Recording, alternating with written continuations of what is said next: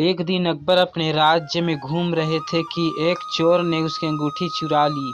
तभी महेश दास ने उस चोर को पकड़ लिया और बादशाह सलामत की अंगूठी वापस दिला दी। अकबर उस व्यक्ति की बहादुरी से बहुत खुश हुए और उसे अपने दरबार में उचित इनाम देने के लिए बुलाया। साथ ही साथ अपनी अंगूठी उसे निशानी के तौर पर दे दिया। कई दिन बीत गए। महेश दास ने एक दिन सोचा क्यों न एक बार बादशाह अकबर से मुलाकात किया जाए, और उन्होंने मुझे बुलाया भी था। यह सोचकर वो अगले दिन राज दरबार में अकबर से मिलने के लिए चल दिया।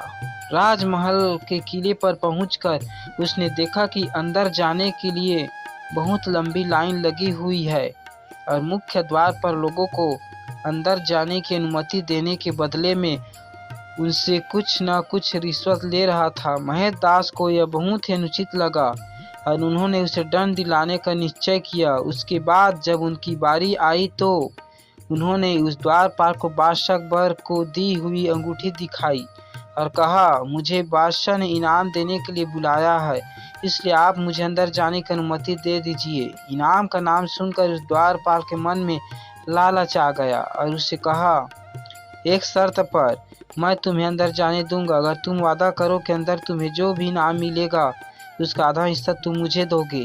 व्यक्ति मान गया और उसके बाद उस सीधा अकबर के दरबार में पहुंच गया।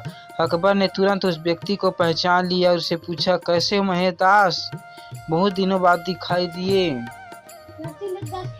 उस व्यक्ति ने बादशाह को सलाम किया और कहा, जापना, मैं आज अपना इनाम लेने आया हूँ। बादशाह ने कहा, तो बताओ क्या चाहिए इनाम में।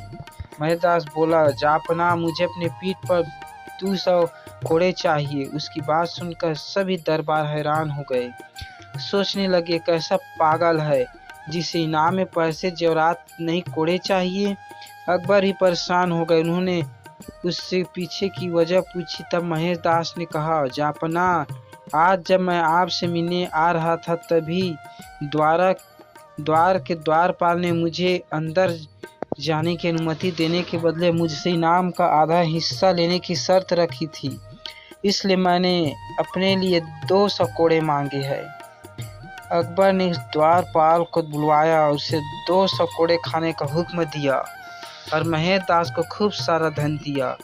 इसी के साथ साथ उन्होंने उनका नाम महेश दास से बीरबल रख दिया।